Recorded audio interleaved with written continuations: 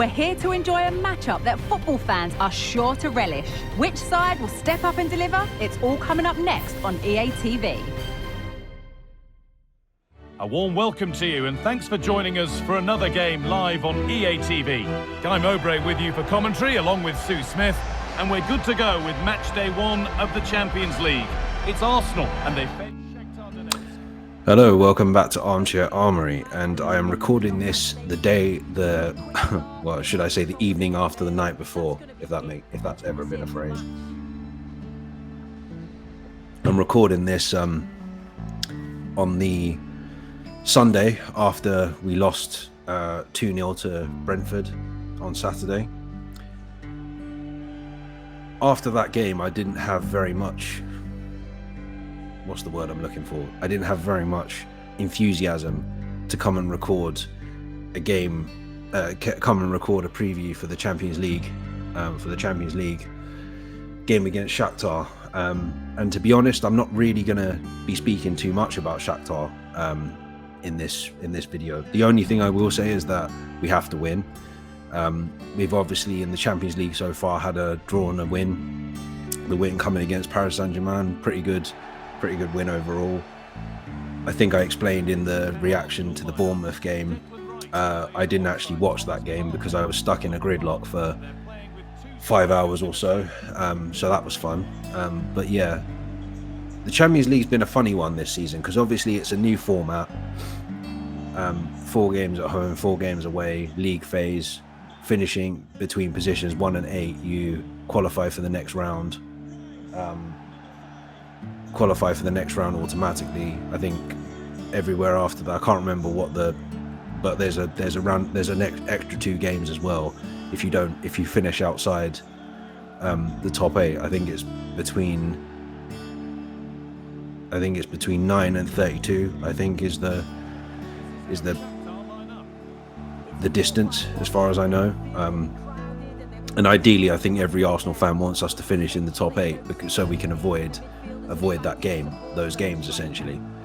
But yeah, we have to win this one, I think. Follow up from the win over Paris Saint-Germain and also restore a little bit of confidence after the incredibly poor performance against Bournemouth on Saturday. I've just finished watching Chelsea and Liverpool, which Liverpool have won 2-1. Also saw the final 15 minutes or so, final 10-15 minutes of the Wolves City game, which City scored a controversial late winner. Once again, John Stones in the right place at the right time. There is an argument to say that Bernardo Silva was offside in that goal, and I did put out on X, I did put a post out on X saying, I don't mean to be a conspiracy theorist, but why is it everything goes their way? Every time they need a goal, every time they need a decision to go their way, it seems to always go their way. Now, I'm not going to go on the internet and say, oh yeah, there's corruption involved, that the Abu Dhabi group have shares in the Premier League or have shares in the PGMOL. I'm not going to say that at all because I'm not stupid. But it does feel like there is a favoritism and what's the most diplomatic? Yeah, there seems to be a slight favoritism towards City. And I notice it in the media as well. I notice that nobody ever says are allowed to say anything. It feels like no one's allowed to say anything bad about City. No one's allowed to criticize City. And yeah, fair enough. On paper, they've won 4 Premier Leagues out of the last 5. One of those in which they got 100 points. They won a treble. Yeah, so it's one of those things where you go, okay, fair enough. Yeah, they are an exceptional team, but I don't know. I just feel like they always, it can't be a coincidence unless luck is a real tangible thing. Like, it just can't be. I can't see it being coincidence that every single time they have a decision, it goes their way. I just don't understand it. It just doesn't make any sense to me. But yeah, it just doesn't make any sense to me.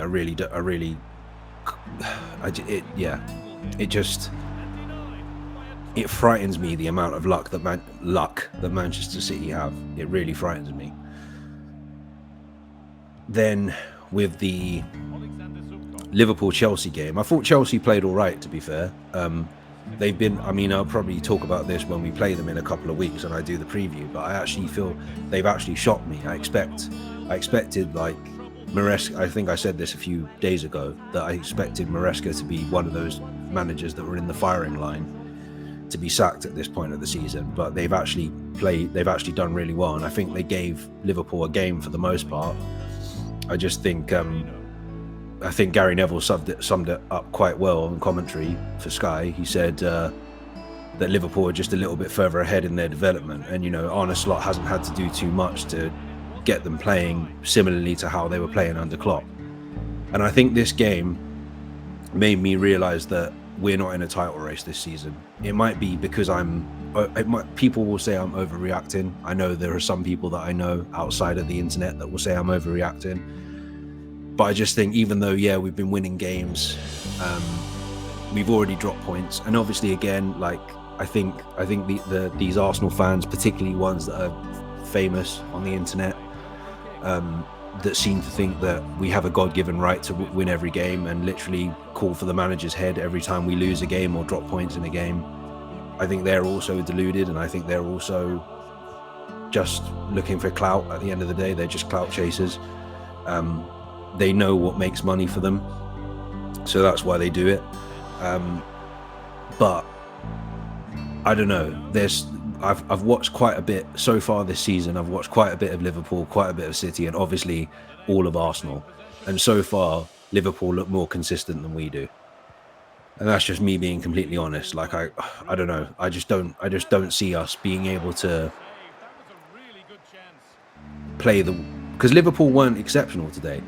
I know Sky like to make out the Liverpool they do the same thing with Liverpool that they do with City. But I didn't think Liverpool were amazing today. I think it was quite an even game. It's just that, you know, when it came down to it, Chelsea made mistakes that gifted the goals to Liverpool. But the difference is that I think the way that we're playing at the moment, particularly without Ødegaard and Saka, and it seems that all of a sudden our defensive stability that we've had over the past, 3, 4, 5 months, from going from last season into this season, it just feels like there's something going on there, and it feels like we're not. I won't go as far as to say I'm losing trust that we can hold on to a game or anything like that, but I definitely say our disciplinary stuff concerns me now, having Saliba out for a game as well because he got himself sent off for being silly. But I think in general, the last couple of games, apart from maybe the PSG game, incidentally, being that this is a Champions League episode, I feel like we've not been as defensively sound as we probably have been sort of since the start of the season, coming off the back of last season, which is a shame. I mean, I'm not saying that we can't sorry about my printer showing up in the background there.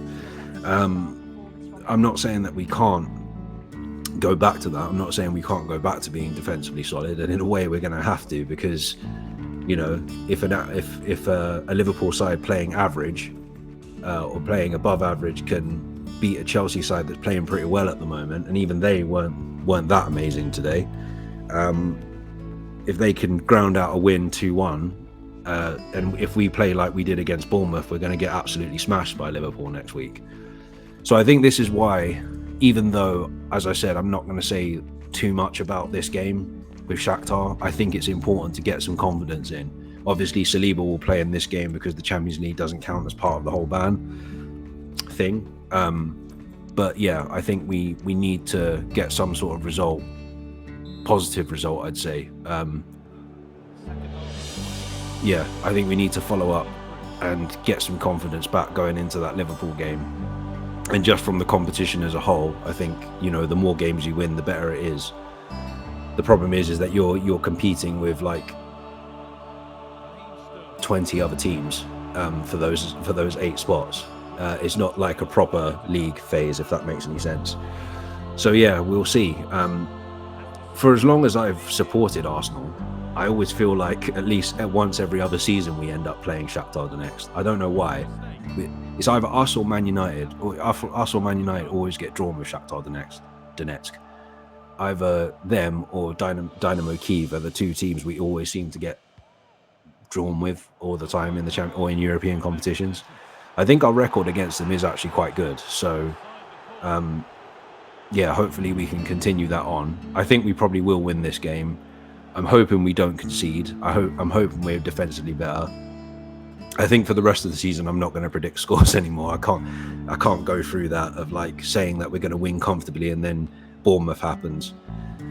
The only thing I can say about one more thing about Bournemouth, the Bournemouth game, is that I just feel like it was a bit of a blip compared to, like, yes, we have been getting away with it a little bit this season so far, particularly in the last two games before the Bournemouth game. But it feels like we haven't played that badly for a really long time. I think the last time we played that badly was Fulham away last season.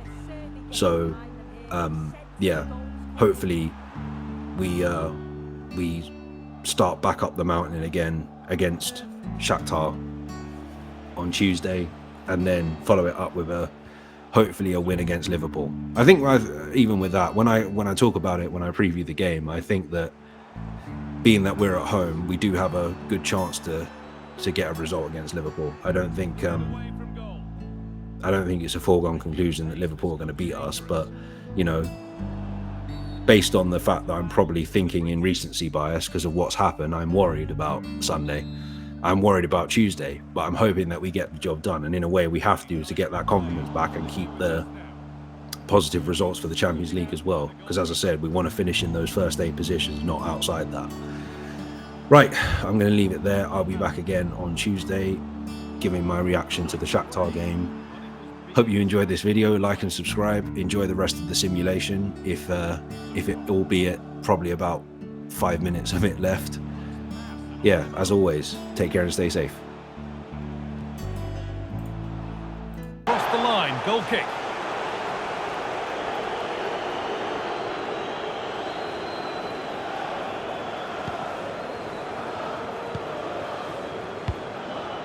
Partey. And able to come away with the ball. A chance to get something going here. Oh, and he's left his man behind. Will it open up for him? Oh, really good goalkeeping there. Thomas Partey. And the work pays off as they get the ball back. Please return to your vehicle. Thank you. Saka. Well, the atmosphere is loud in here. The fans are doing all they can to urge the team on. They should be winning this. A chance to cross here. And that's where it ends, with possession lost.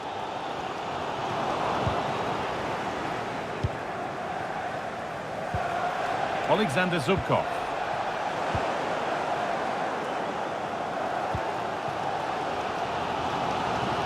Pass was read and the ball has changed hands.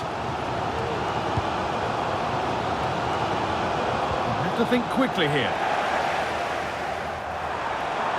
This for the lead, and a great stop to turn the ball away.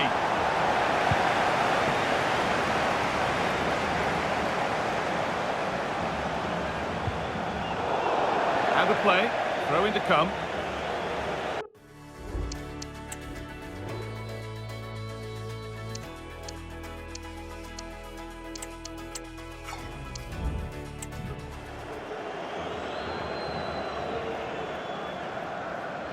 Substitution for Arsenal. Coming off the pitch, number 30, Raheem Sterling. Coming onto the pitch, number 11, Gabriel Martinelli. Taras Stepanenko.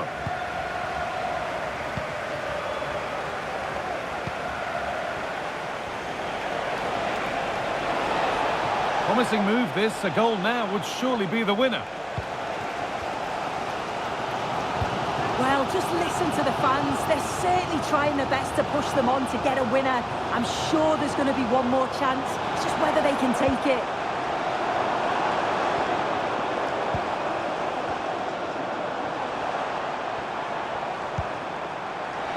forward progress continues. And the defence tidies up nicely.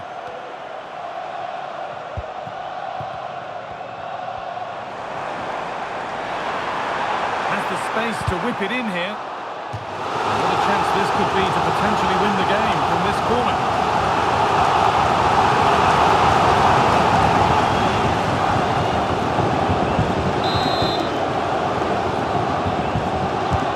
It's put into the middle.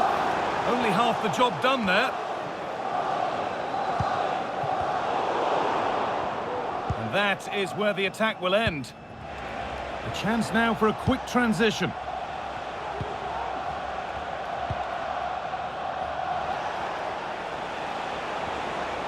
Now, if they score from this, they'll surely win the game. But able to deal with the danger decisively, well defended. Martinelli.